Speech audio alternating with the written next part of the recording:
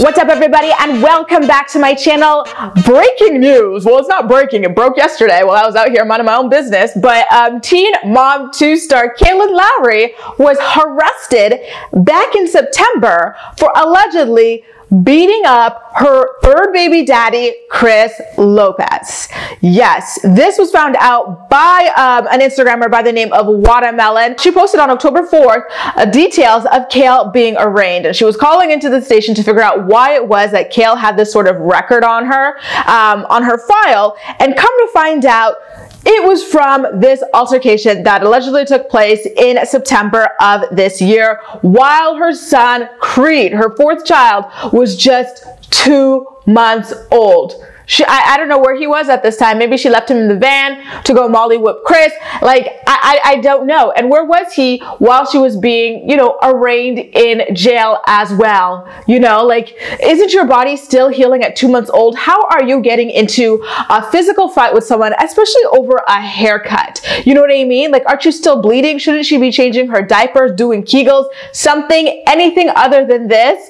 She is so lucky that she's got that live-in nanny lady at her house, or else who knows where Creed would have been while his hood rat mama was in jail. Like, the child doesn't have a dad. You know what I mean? Like, it's all so weird and bizarre and so embarrassing. It really has to be embarrassing, you guys. So according to thesun.com, Kail was released on her own recognizance with no bail, and she agreed to appear to all scheduled court hearings. Apparently her next one is just this, next January, which is in only 2 months. Crazy how the time flies. They're also reporting that Chris filed a police report against Kail the same day that the alleged incident took place, but it wasn't until September 25th that the police called him back, and then the following day they arrested Kail. So that was a difference of what, like 22 days since the incident and the alleged incident and the arrest. In the report, it says, and I quote, Christopher advised that on September 4th, 2020,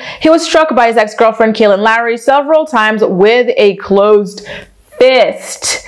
Before we dig deeper into this, I just want to have a quick side note here to say, how sad is it that it took a police report for Chris Lopez, after almost 4 years, almost 5 years, I should say, to finally acknowledge having dated Kail?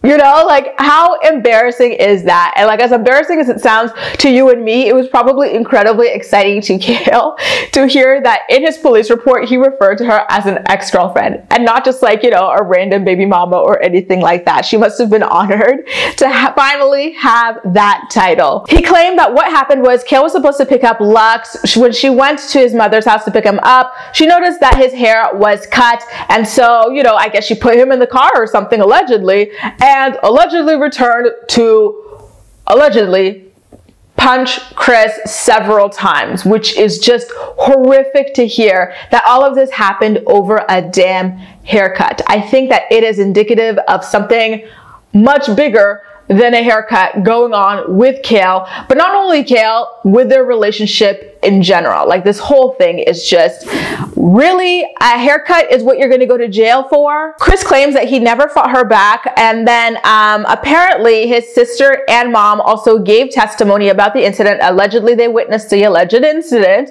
and the sister claimed that she tried to pull Kail off of Chris, but it wouldn't work. And then the mom also just, confirmed that all of this allegedly took place. Kail, on the other hand, is denying that it ever turned physical or anything like that. But regardless of that, a no contact order was issued against Kail. She can't have any kind of direct or indirect contact with Chris. And he also has a protection from abuse out on her, which is a little bit interesting to see, considering that's Kail's typical go-to technique against her baby daddies, and she has lied to get protection of abuse orders. And so now here is one of her baby daddies getting one out against her, and he's got witnesses to back up his claims, and it seems as though it actually may have happened. I'm being really careful here because Kail hates me, you guys, so I cannot slip up when I'm discussing this hood rat adventure of hers.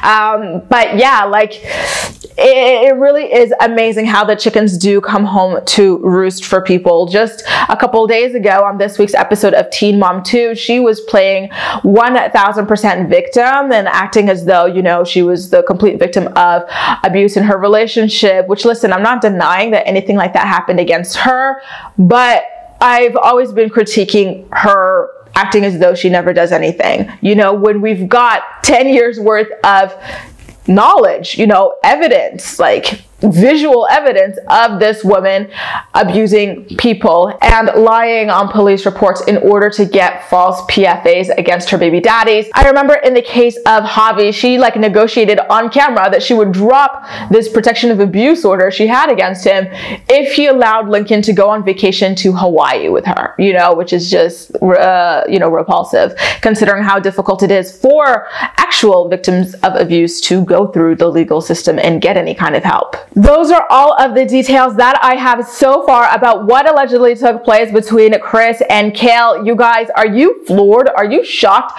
When is the mugshot coming out? I really want to see that. Man, honestly, I'm not shocked because Kail has been violent to all of her baby daddies. We already know that. And it was only a matter of time before she chose the wrong one who wasn't going to play her games and let her get away with it. This is something that Javi should have done a long time ago. This is something that Joe should have done a long time ago. It is time for people to show Kail that she is not above the law. She is not above anybody, you know. Lay those hands and get booked. And that's exactly what happened. Again, I'm just amazed that this happened in front of, allegedly happened in front of family, and that she allegedly left her kids in the car to go do this. You know, the kids were probably hearing all the screaming and stuff going on in the house. I don't know, vases breaking, you name it. Like, what? And then Creed, a 2-month-old baby, to be left alone while his mom goes to jail for beating up her baby daddy. Like, really? This is such a mess. This is the exact Jerry Springer hood rat ghetto stuff that she always accuses all the other women of doing. She is all of that and more, all by her damn self, you guys. I'm absolutely speechless, and I'm curious to know how MTV will react to this. You know, again, I think it's quite interesting that they fired people for things they say on Twitter or whatever. Meanwhile, Amber can allegedly attempt to, you know, murder her baby daddy. Kail here can allegedly beat up her baby daddy, and all is well, just so long as they don't, you know, tweet racist things on Twitter or homophobic things on Twitter. Like, if you're going to be the morality police, MTV, Viacom, like, at least, you know, stick to it, like, be dedicated to it, because it doesn't make any sense at the end of the day that this can be considered acceptable. But anyway, those are just my opinions. As always, I'm more excited to hear what you have to say about everything. So please make sure to leave all of your thoughts and opinions in the comment section down below, and we'll chat. That's all for now. Thank you so much for watching, and I'll see you next time.